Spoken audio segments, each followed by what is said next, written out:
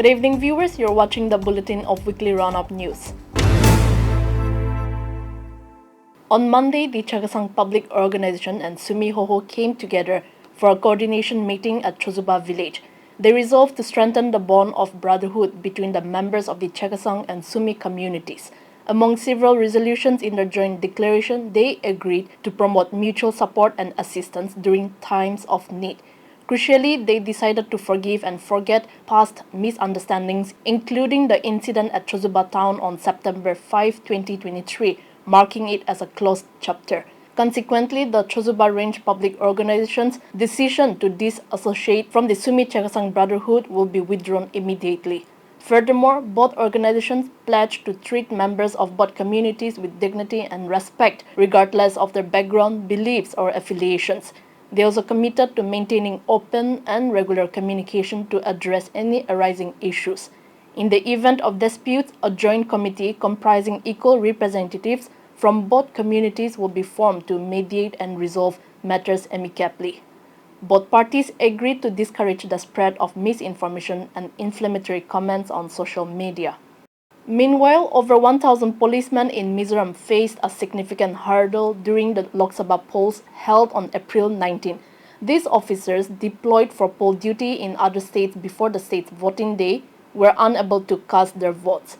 Despite arrangements supposed to be made for them to vote at felicitation centers, no provisions were in place due to the early departure from the state before candidates were finalized. Requests made to the Election Commission to allow them to vote were allegedly rejected, leaving them disenfranchised.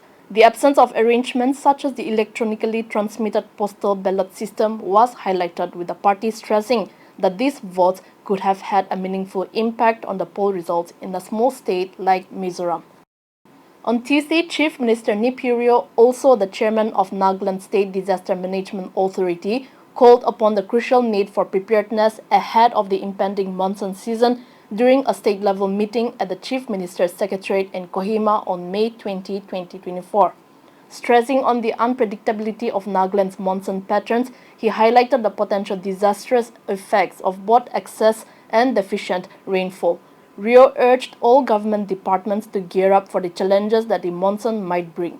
He particularly emphasized the importance of funding for monsoon preparedness, advocating for the allocation of emergency funds to district administrations to facilitate immediate relief efforts in case of monsoon-related incidents.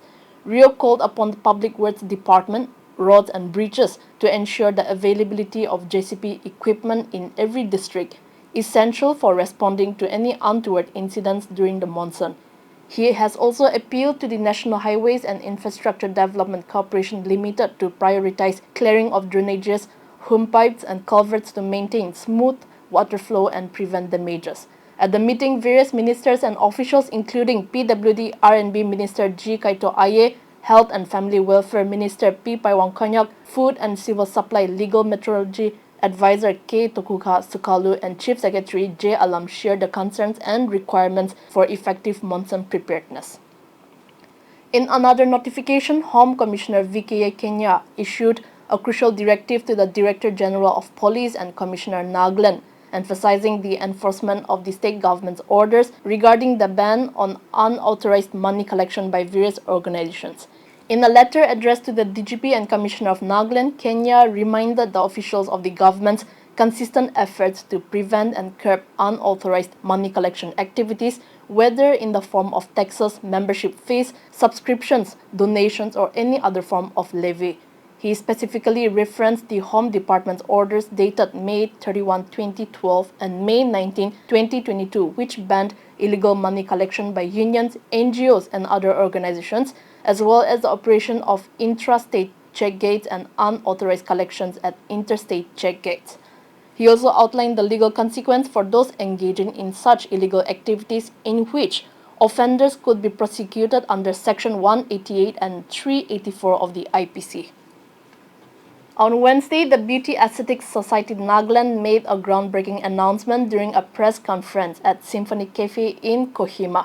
BASN revealed plans for the first ever open audition in Nagaland to select Miss Universe India. The audition is set for July 2 at NE8 Resort in Chumukedima District.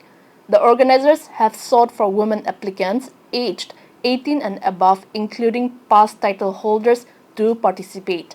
Interested applicants can reach out through BASN's official social media pages. To ensure nationwide representation, Miss Universe India is appointing state directors, with BASN President Mele Pucho appointed as Nagaland's state director. Audition requirements include specific outfit guidelines and a registration fee of Rs 1,000. In a concerning revelation about HIV transmission in Nagaland, Dr. Zaiwang, the STI and Nodal Officer of NSACS, shared alarming statistics at the launch of the Integrated Health Campaign. From April 2023 to March 2024, out of 48,777 individuals tested across Dimapur, Chumakadima, and Newland districts, 960 tested positive for HIV. Among them, 919 were general clients and 41 were from antenatal care. Additionally, out of 10,606 high-risk groups tested during the same period, 93 individuals were HIV positive. Nagaland's HIV prevalence rate of 1.61% exceeds the national average of 0.22%, making it the state with the highest prevalence in the country. Despite efforts, only 3,034 out of an estimated 9,692 people living with HIV in Dimapur, Chumakadima, and Newland are currently receiving antiretroviral therapy. Dr. Zaiwang, while making mention of barriers to testing and treatment, lack of knowledge, fear of stigma and discrimination, also announced the Integrated Health Campaign, which commences on May 21, 2024 and will run till June 29, 2024. On Thursday, the India Meteorological Department warned of heavy rainfall across the northeastern region due to cyclone Remal. Expected to intensify into a severe cyclonic storm by May 26, the cyclone poses threats of thunderstorms, lightning, and gusty winds in sub-Himalayan West Bengal and the northeast. Arunachal Pradesh, Assam, Meghalaya, Nagaland, Tripura, Manipur, and Mizoram are likely to experience isolated heavy rainfall, with the northeast states expecting widespread rainfall until May 29. Meanwhile, in Tripura, the government issued a mandate making seatbelt use in vehicles and helmet wearing on bikes mandatory starting June 1. The move aims to reduce accidents and ensure road safety. Non-compliance will result in penal actions under the Central Motor Vehicle Act 1988. The order covers all vehicle types and emphasizes adherence to safety standards to curb road fatalities effectively. On Friday, a significant event unfolded as fresh fruit bunches, FFBs of oil palm originating from Waka district, were flagged off for Godrej Agrovet Limited processing mill in Mizoram.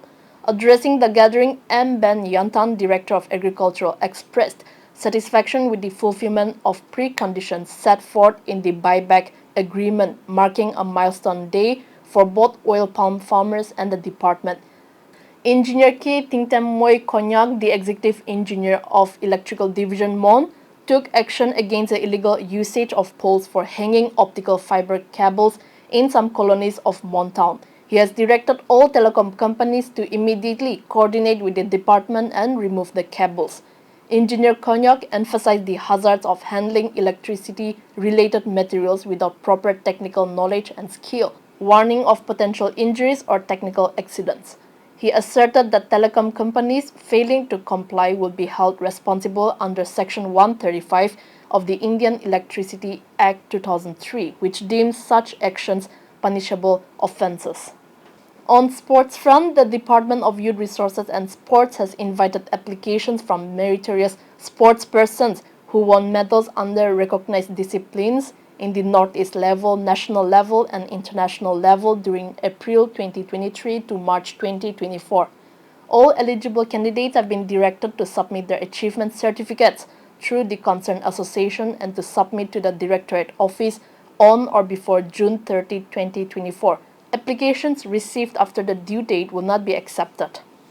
On Saturday, an official disclosed that 1,430 Myanmarese nationalists sought refuge in Mizoram over the past 10 days amid escalating clashes between the Myanmar army and pro-democratic forces in the neighboring country. On Friday and Saturday alone, approximately 40 individuals, including women and children, crossed the forested India-Myanmar border into Mizoram's Saitual and Champhai districts. Local villagers have been providing food and shelter to the refugees, predominantly hailing from Myanmar's Chin state, who fled due to heightened fear sparked by armed clashes and potential air raids by the Myanmar Air Force. District authorities are actively gathering details of the influx of Myanmarese nationals.